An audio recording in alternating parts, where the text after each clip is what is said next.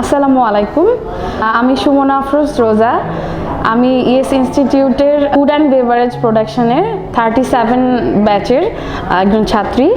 আমি বেসিক্যালি 3 মাসের বেসিক কোর্সে ভর্তি হয়েছিলাম।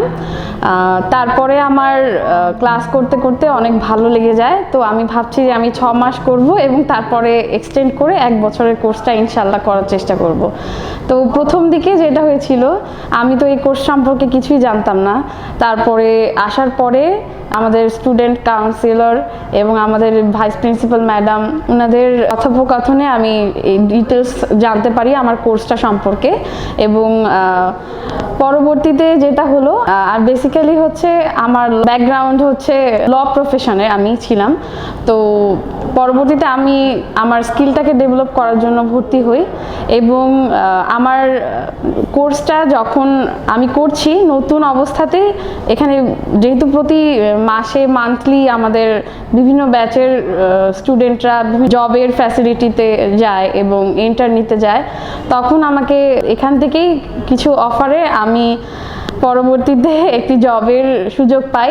সেটা হচ্ছে বেঙ্গল গ্রুপে তাদের বেশ কয়েকটা রেস্টুরেন্ট আছে 5 স্টার কোয়ালিটি।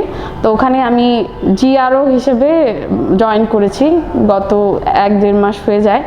তো ইএস ইনস্টিটিউটের কারণেই এটা সম্ভব হয়েছে, কারণ আমার কিছুই জানাশোনা ছিল না এবং জবের ক্ষেত্রে, ইন্টার্নির ক্ষেত্রে আমি বলবো যে আমার ইনস্টিটিউশনের মতো মনে হয় এত হেল্পফুল আর কোনো ইনস্টিটিউশন হবে না, আমি যতটুকু খোঁজ নিয়েছি পরবর্তীতে।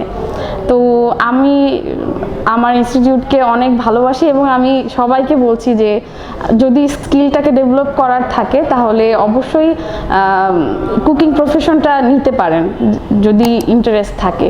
তো সেক্ষেত্রে এবং নতুন যারা ভর্তি হয়েছেন আমাদের ইনস্টিটিউটে, আমি তাদের সবাইকে শুভকামনা জানাচ্ছি এবং সুন্দর ভবিষ্যৎ কামনা করছি।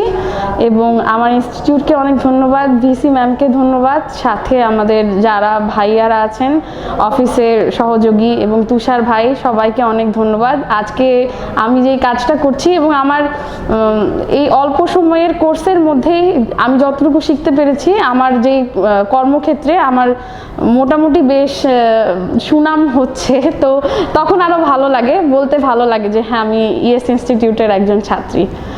ধন্যবাদ সবাইকে। আসসালামু আলাইকুম।